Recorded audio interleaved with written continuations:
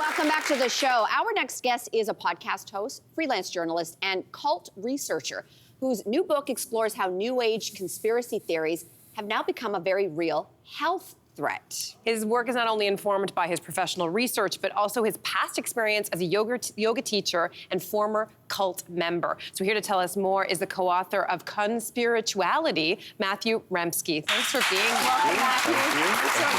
Yeah. First of all, I really love and appreciate your podcast with your co-authors, Derek Barrys and Julian Walker.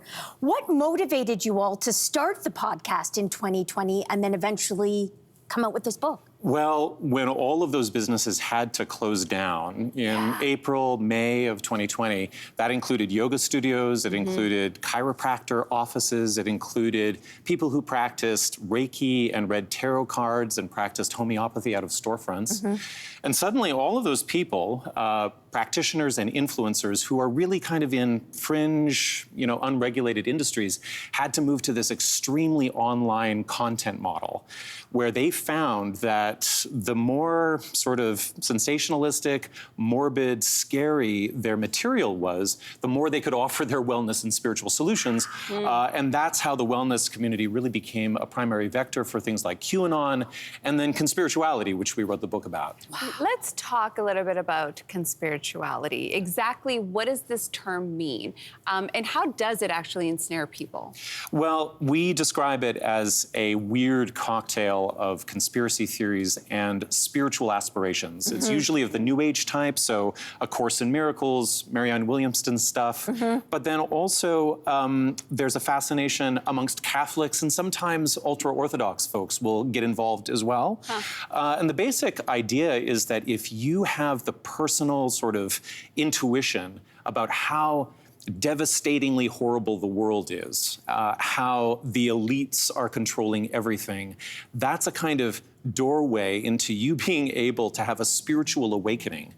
And so there's a kind of acceleration process there where there's not a political activist response to that. They don't talk about voting or community action. It's more like, do your spiritual practice, take more smoothies, do more cucumber salads, but also like make sure that there's a sort of a spiritual aspect to that, and that will transform you to the next level of consciousness. Yeah. So you sort of touched on this, but who's most likely to be taken in by these conspiracy theories?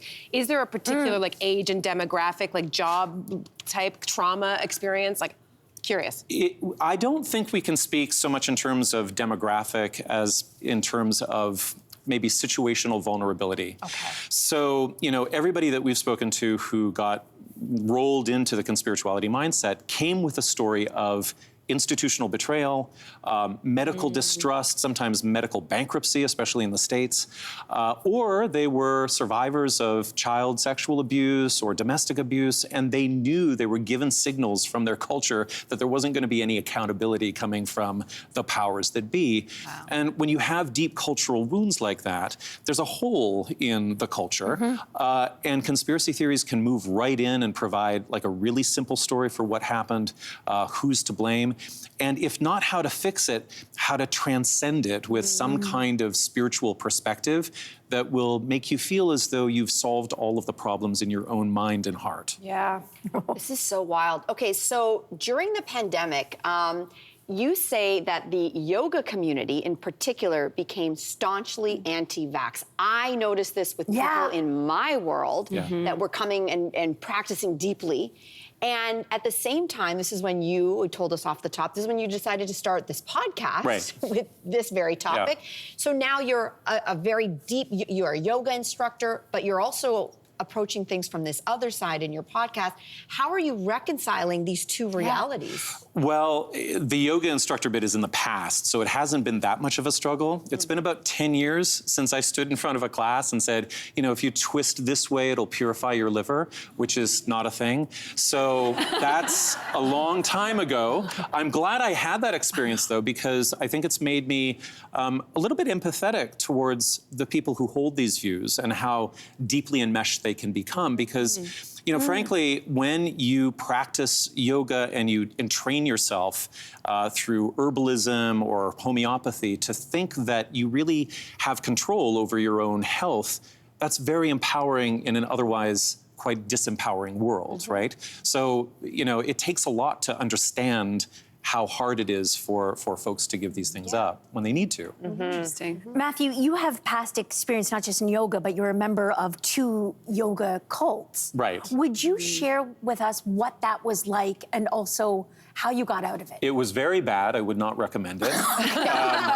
And I was there for the same reasons that I think people get caught into conspirituality, which is I was vulnerable, I was socially alone, I was a long way from home, I was alienated from a number of social contacts.